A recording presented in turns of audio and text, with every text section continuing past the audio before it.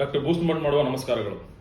ಇತ್ತೀಚಿನ ದಿನಗಳಲ್ಲಿ ತಾವೆಲ್ಲ ನೋಡ್ತಿರ್ಬೋದು, ಈ ಕೆಲವೊಂದಿಷ್ಟು ಯೂಟ್ಯೂಬ್ ಚಾನೆಲ್ನವರು ಮತ್ತು ಚಾನೆಲ್ನವರು ಮಾಧ್ಯಮದವರು ಬಂದು ನಮ್ಮ ISM ವೈದ್ಯರ ಮೇಲೆ ಅಥವಾ BAMS ವೈದ್ಯರ ಮೇಲೆ ಅನಾವಶ್ಯಕವಾಗಿ ತೊಂದರೆ ಕೊಡ್ತಾರೆ ಅಂತೇಳಿ ನಮ್ಮ ಮಾಹಿತಿ ಬಂದಿದೆ. ಕಾರಣ, ಈ ಮಾಧ್ಯಮದವರು ಬಂದಾಗ ತಾವು ಸರಿಯಾದ ಉತ್ತರ ಕೊಡದೇ ಇದ್ದ ಪಕ್ಷದಲ್ಲಿ ಅವರು ನಮ್ಮನ್ನು ನಕಲಿ ವೈದ್ಯರಿಂದ ಬಿಂಬಿಸಿದ್ದಾರೆ. ಈ ಮಾಧ್ಯಮರು ಕೂಡ ವೈದ್ಯರ ಹತ್ರ ಹೋದಾಗ ತಾವು ಮಾಹಿತಿ ಕೇಳಿ, ಅವರು ತಮ್ಮ ಕ್ವಾಲಿಫಿಕೇಶನ್ ಏನು, ತಮ್ಮ ಡಿಗ್ರಿ ಏನು, ತಾವು ಎಲ್ಲಿಂದ ಹೋದ್ರಿ ಎಲ್ಲ ಮಾಹಿತಿ ಕೇಳಿ ಅವರು ಡಾಕ್ಟರ್ಸ್ ಕೊಡ್ತಾರೆ. ಆದರೆ ಅದು ಬಿಟ್ಬಿಟ್ಟು ತಾವು ಆ ಯೂಟ್ಯೂಬ್ ಚಾನಲ್ನ ಒಂದು ವಿಡಿಯೋ ಮಾಡಿಕೊಂಡು ಡಾಕ್ಟರ್ನ ಬ್ಲ್ಯಾಕ್ ಮೇಲ್ ಮಾಡೋದಾಗಲಿ, ದುಡ್ಡು ವಸೂಲಿ ಮಾಡೋದಾಗಲಿ, ಹಣ ವಸೂಲಿ ಮಾಡೋದಾಗಲಿ ಮಾಡಬೇಡಿ. ಒಂದನೇದು. ಎರಡನೇದು, ತಮ್ಗೆ ಏನು ಪ್ರಶ್ನೆ ಇದೆ ಅಥವಾ ಮಾಹಿತಿ ಬೇಕಾಗಿದೆ ಆ ಮಾಹಿತಿ ಕೇಳಿ. ಪ್ರಶ್ನೆ ಕೇಳಕ್ಕೆ ಅಧಿಕಾರಿಗಳಿದ್ದಾರೆ, ಮಾಹಿತಿ ಕೇಳಕ್ಕೆ ತಾವಿದಿರಿ, ಮಾಹಿತಿ ಕೊಡ್ತೀವಿ. ಇಲ್ಲಿ BAMS ವೈದ್ಯರು ಅಲೋಪತಿ ಪ್ರಾಕ್ಟೀಸ್ ಮಾಡೋಕ್ಕೆ ಅವರು ಅರ್ಹ ಇಲ್ಲ ಅನ್ನೋದು ಪ್ರಶ್ನೆ.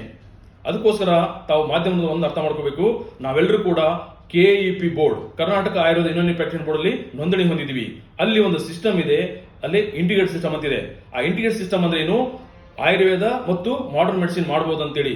ಅಂತಹ ಸಂದರ್ಭದಲ್ಲಿ ಅಂದ್ರೆ ಕೆಲವೊಂದಿಷ್ಟು ಸಂದರ್ಭದಲ್ಲಿ ನಾನು ಆಯುರ್ವೇದ ಪ್ರಾಕ್ಟೀಸ್ ಮಾಡ್ತಾ ಇರ್ತೀನಿ, ಆದ್ರೆ ಕೆಲವೊಂದಿಷ್ಟು ಮಾಡರ್ನ್ ಮೆಡಿಸಿನ್ ಅವಶ್ಯಕತೆ ಬರುತ್ತೆ. ಅಂತಹ ಸಂದರ್ಭದಲ್ಲಿ ನಾವು ಅಲೋಪತಿ ಔಷಧ ಕೂಡ ನಾವು ಬಳಸ್ತೀವಿ. ಅಂತಹ ಸಿಸ್ಟಮ್ಗೆ ಇಂಟಿಗ್ರೇಟ್ ಸಿಸ್ಟಮ್ ಅಂತಾರೆ. ಈ ಪದ್ಧತಿ ನಾವು ಪ್ರಾಕ್ಟೀಸ್ ಮಾಡ್ತಾ ಇರ್ತೀವಿ. ಅದಕ್ಕೋಸ್ಕರ ದಯವಿಟ್ಟು ತಾವು ಸಾರ್ವಜನಿಕರಲ್ಲಿ ಒಂದು ತಪ್ಪು ಸಂದೇಶ ಕೊಡಬೇಡಿ.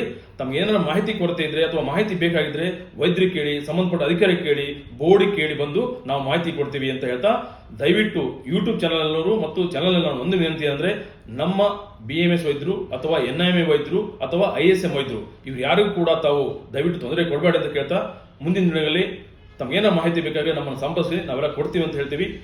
ಧನ್ಯವಾದಗಳು. Thank you one and all. ನಮಸ್ಕಾರ.